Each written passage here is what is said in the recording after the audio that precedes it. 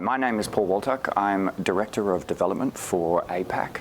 I've been with MRI for 19 years now in 2 different tours of duty, 24 years of software development in total, focusing on investment management solutions and more recently on property management solutions.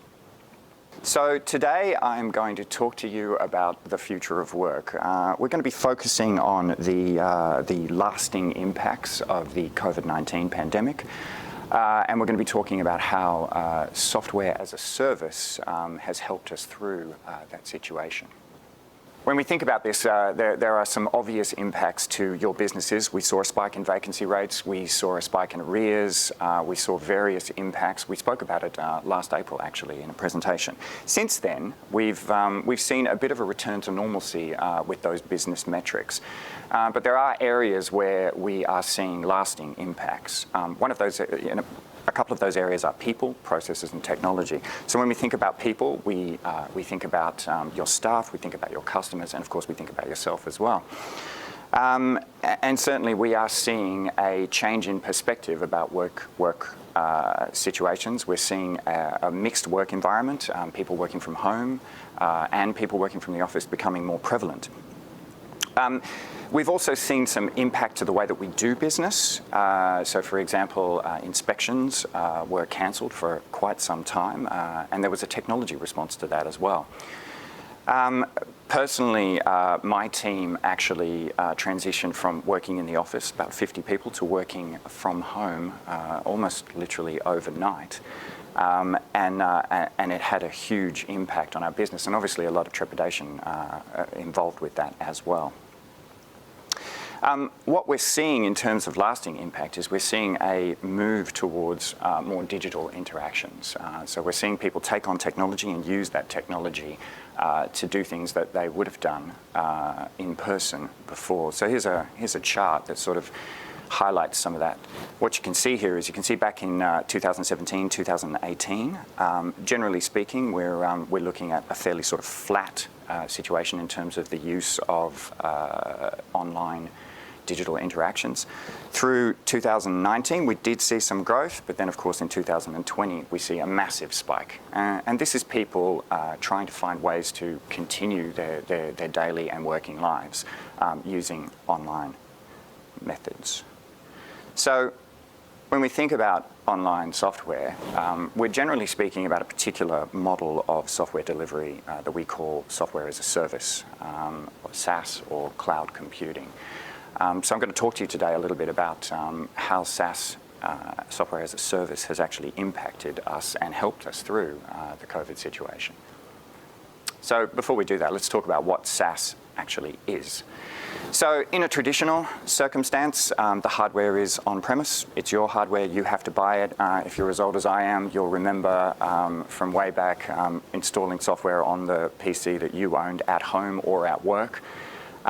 In order to do that in a business circumstance where the software is business critical, you'll probably need a team of individuals to do that. And in that model, what we were doing was we were purchasing the software much as we would have purchased a book. We owned a copy of the software, and then we installed that on the hardware. So you've got hardware that you own, you've got people that you need to actually make that work for you, and you've got a model of purchase, which means you actually have to buy the whole thing one-off.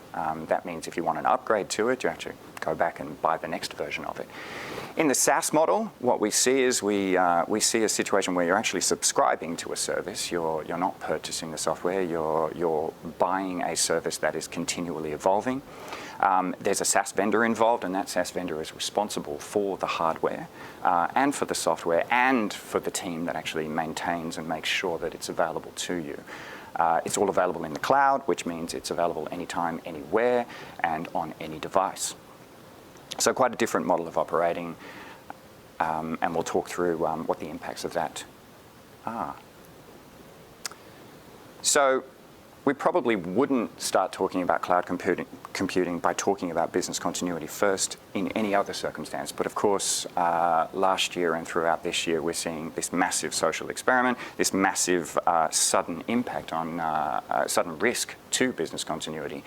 And as I sort of alluded to before, my team's transition over to working from home was aided by the fact that we were already using software as a service in much of our work. So really, there was very little interruption to our ability to deliver features and software to you through that transition. This is one of the key ideas behind software as a service. It reduces business continuity risks. This particular risk, let's hope that it's a 1 in 100 year thing, but there are more mundane risks that actually affect people on an everyday basis. So, we're talking about things like theft, we're talking about damage to your premises, those types of things. Software as a service being based in the cloud mitigates that risk completely. Something else that's great about it is growth and scalability. So if you are growing your business and you want it to be able to do more computing with the solutions that you have, you'd be responsible in the old model for improving the hardware, buying more hardware so that you could cope with that scale. When it's a software as a service, when it's cloud, you're not responsible for that scale. The vendor is responsible for that scale. And there's actually sort of two ways that this is impactful. There's the idea that that vendor, therefore, can add hardware, can improve the scalability of the software for you. But also, what you tend to see is you have many people using an environment that's actually already scaled to support a certain level of demand. But that is not always used all the time. So you might find a situation where you're pulling some reports at a particular point in time. Other people are just doing mundane typing stuff in type work. You get the benefit of that extra spare capacity in terms of computing power. So it improves performance and it helps support your growth as a business as you move forward. Security is a massive issue these days. It's not often spoken about in the regular press, but the number of sort of malicious actors out there is growing dramatically all the time.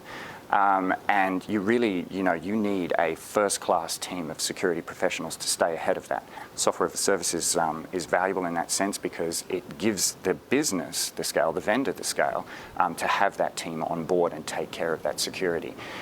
Even if your office, even if you just have a simple connection back into your office so that some people can occasionally dial in and do some stuff on your network, you're opening yourself up to that vulnerability. Software as a service takes that away for you.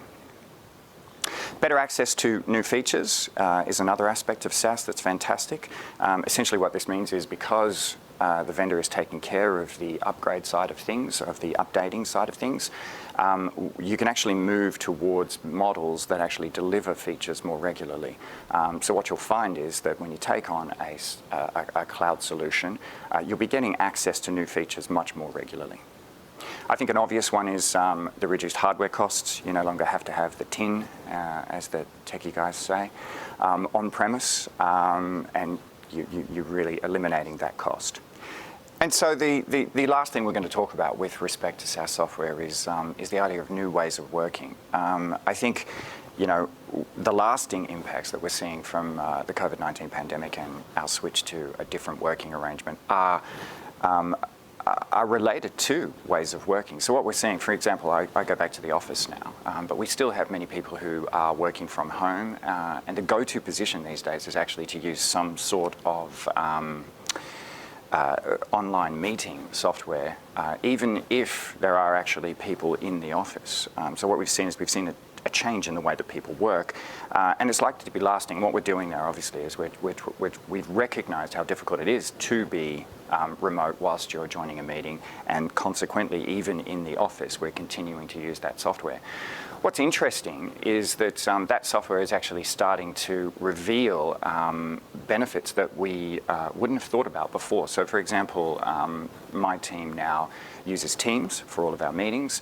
Teams has a transcription feature, so part of running a great meeting is making sure that you're taking notes and minutes and what have you, recording actions. Teams' transcription feature actually listens to what's being said, turns it into text, and that text becomes a report that you can access at the end of the meeting. Now, that's not something that could have been done with the traditional model of software. It just isn't sort of designed to be used from various different locations like that. But it's a benefit that comes from that shift in focus. So we do kind of think of SaaS software as a springboard to the future. The reasons for that are that, as I said, there are different models of working that come from using that software. But also, because of the connectivity of SaaS software, because it's based in the cloud, you can be assured that as new technology comes along, you're going to have some way of accessing and utilizing that new technology. Personally, at home, I have a Google Nest now, and I get to tell it to turn the lights on. That sort of tech couldn't be connected through to your on-premise solution, but it can be connected through to your cloud solution. I don't know what that will look like in the future, but as you can sort of imagine, that creates that flexibility to roll with that. There are also other examples of how that technology is actually facilitating new ways of working. One thing that's really quite impressive is the idea that people come together now in offices over remote meeting capabilities, and they're actually able to whiteboard together. And I mean, imagine trying to get sort of 10 people onto a whiteboard in a physical room to contribute to it in real time at the same time. You couldn't do that, but when it's online, you can.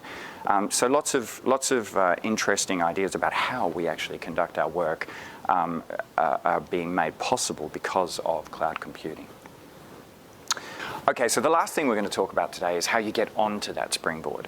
You will have your on-premise software, and you're now thinking, okay, it's time to move to a cloud-based solution. And obviously that's a process that needs some management. Once you're on that springboard, the future is somewhat easier, but getting there is something that you have to be careful with.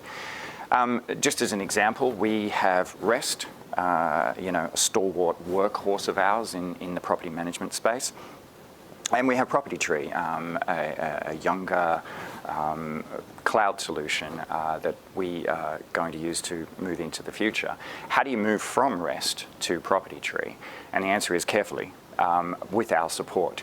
So we do actually support our users through this process. We have an automated migration tool, and we have a careful process to follow that goes with the use of that tool that helps you through. There are many steps in the process. I won't go through the whole thing, but really we're leading from a situation where we assess the circumstance that you're in. We make sure that you're ready to go. We automate that process for you. We help you with the testing. We iterate through that process as well through some configuration, and ultimately we help you with adoption. Related to that concept, this is a slide about Lewin's three-stage change model. Here we have a situation where, whenever you're moving to a new piece of software, you're actually making a decision to get rid of something that existed before. And that has to be taken into account. So the first stage of this process is unfreezing, and that is essentially the idea of making sure that your reasons to move are well understood and well communicated with your team, so that everybody gets behind the change that is coming, everybody's on board. Change is difficult, and engaging your team is a major part of that, just to sort of bring them on the journey as well. We support you through the next stage, which is the actual physical change that happens. And that's all about managing the transition, helping your team through those difficult pieces.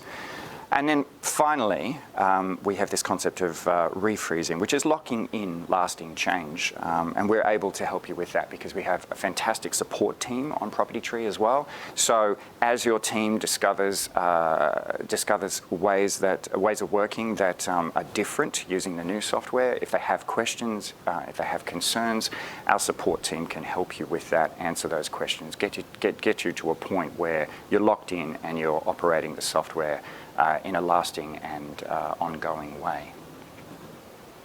So hopefully today's presentation has been insightful and given you some food for thought. I'd be happy to answer some questions in a few minutes.